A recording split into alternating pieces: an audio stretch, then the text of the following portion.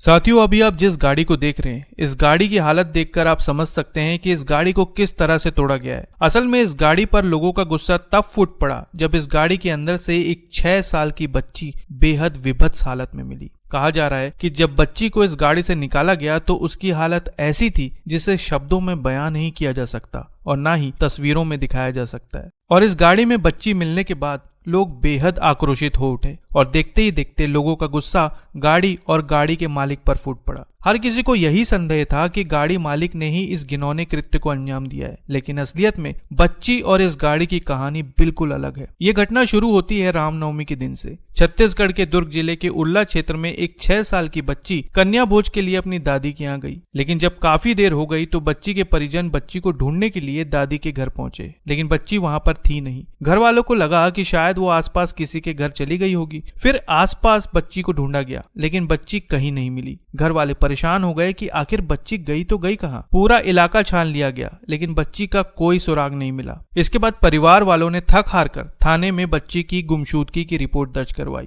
Report दर्ज होने के बाद पुलिस अपनी जांच में जुट गई और दूसरी तरफ बच्ची के परिजन लगातार बच्ची की तलाश में लगे हुए थे। पुलिस ने सीसीटीवी फुटेज खंगालना शुरू किया, लेकिन इसके साथ साथ कई मिसलीडिंग खबरें भी उनके सामने आई और फिर जांच में ये सामने आया कि वो जिस बच्ची को ढूंढ रहे थे ये वो बच्ची नहीं थी। जांच और खोजबीन का सिलसिला जारी था। तभी शाम के वक्त एक खबर ने सभी को चौंका दिया। खबर मिली कि बच्ची को ढूंढ लिया गया है और बच्ची इस काले रंग की गाड़ी के अंदर मौजूद थी, जिसकी सांसें अब थम चुकी थी। बच्ची की हालत को देखकर लोगों का गुस्सा फूट पड़ा और लोगों ने गाड़ी में तोड़फोड़ शुरू कर दी। इतना ही नहीं, गाड़ी के मालिक के घर में भी तोड़फोड़ हुई। इस घटना की जानकारी मिलते ही पुलिस टीम मौके पर पहुंची और तत्काल उन्होंने शक के आधार पर 5 लोगों को हिरासत में लिया, जिसमें कार मालिक, उसका ड्राइवर और लड़की का सगा चाचा भी शामिल था। संदेह के आधार पर इन लोगों को हिरासत में लेने के बाद पुलिस लगातार पूछताछ करती रही, लेकिन दूसरी तरफ जैसे जैसे ये मामला खबरों की सुर्खियां बनने लगा, माहौल बेहद तनावपूर्ण होता चला गया। इसी बीच भारी संख्या में लोग थाने का घेराव करते हैं और स्थिति बेकाबू हो जाती है। खबरों में ये भी सामने आया है कि कई लोगों ने थाने पर पथराव भी किया, लेकिन फिर किसी तरह से पुलिस ने पूरी स्थिति को संभाला और लोगों को आश्वासन दिया कि उन्हें न्याय जरूर मिलेगा। दूसरी तरफ बच्ची के शव को पोस्टमार्टम के लिए भेज दिया गया और अब पुलिस को इंतजार था पीएम रिपोर्ट का, क्योंकि पीएम रिपोर्ट से ही पता चल पाता कि आखिर बच्ची के साथ क्या हुआ था। और फिर कुछ समय बाद एक शॉर्ट पीएम की रिपोर्ट आती है, जिसमें यह पता चलता है कि बच्ची के साथ अनाचार हुआ था। अब जैसे ये खबर सामने आई, माहौल और भी ज्यादा तनावपूर्ण होता चला गया, जिसके बाद पुलिस ने जिन लोगों को संदेह के आधार पर हिरासत में लिया था, उनसे पुलिस ने पूछताछ तेज कर दी। एक एक करके सभी से पूछताछ होती है और उसके बाद इनमें से एक संदेही पूरी तरह से टूट जाता है और अपना जुर्म कबूल कर लेता है। लेकिन इस घटना का जो सच सामने आया उसने हर किसी को चौंका दिया। पूछताछ में पता चला कि रामनवमी के दिन बच्ची कन्या भोज के लिए अपनी दादी के यहाँ गई थी। कहा जा रहा है कि उस वक्त उसकी दादी पूजा पाठ के लिए गई हुई थी और घर में भजन चल रहा था। और जब बच्ची अपनी दादी के यहाँ पहुंची तो उसके सगे चाचा सोमेश यादव की नजर उस पर पड़ी। वो बच्ची को बहला फुसला कर कमरे में ले गया और फिर उसके साथ घिनौना कृत्य किया और फिर उसे मार दिया। इस घटना के बाद उसके चाचा सोमेश यादव ने देखा कि घर के बाहर एक काले रंग की गाड़ी खड़ी है। कहा जा रहा है कि ये गाड़ी अक्सर वहीं पर खड़ी रहती थी, जिसका एक दरवाजा लॉक नहीं होता था और ये बात सोमेश को अच्छी तरह से पता थी। जिसके बाद मौका पाकर उसने बच्ची को चुपचाप गाड़ी के अंदर छोड़ दिया और वहां से निकल गया। वहीं दूसरी तरफ बच्ची के परिजन और गांव के लोग लगातार बच्ची की तलाश कर रहे थे, लेकिन किसी ने भी नहीं सोचा था कि बच्ची इस गाड़ी में हो सकती है। और आखिरकार टेक्निकल सबूत और आरोपी के कबूलनामे से यह पता चला है कि आरोपी बच्ची का चाचा सोमेश यादव ही था। फिलहाल उसे रिमांड में लेकर और पूछताछ की जा रही है और हो सकता है कि इस मामले में और कई नए राज सामने आए। देखा जाए तो ये घटना बेहद दुर्भाग्यपूर्ण है। इस मामले में पुलिस का यह कहना है कि वो रुकेंगे नहीं, इस मामले की पूरी जांच करेंगे और आरोपी को कठोर से कठोर सजा दिलाने का पूरा प्रयास करेंगे। मोहन नगर थाना क्षेत्र के ओम नगर में कल एक बच्ची 6 वर्षीय बच्ची की गुमशुदगी की रिपोर्ट लिखाई गई थी। ये बताया गया था कि वो नवरात्रि के पर्व पर अपने यहाँ कुंवारी भोजन के लिए जो जाते हैं उसके लिए वो नौकन्या खाने के लिए गई हुई है। अपनी दादी के यहाँ गई, वहाँ से वो कहाँ गई ये पता नहीं चला, जिस पर मोहन नगर थाने में गुमशुदगी का और अपहरण का अपराध पंजीबद्ध किया गया। लगातार खोजबीन किया गया। इस बीच में किसी प्रकार के कोई सुराग नहीं मिल रहे थे, बस मिसगाइड होते रहे। कुछ लोगों ने बताया कि अभी 2:30 बजे जाते देखे हैं, लेकिन पीछा किया गया और जब सीसीटीवी फुटेज खंगाले गए तो दूसरी बच्ची निकली।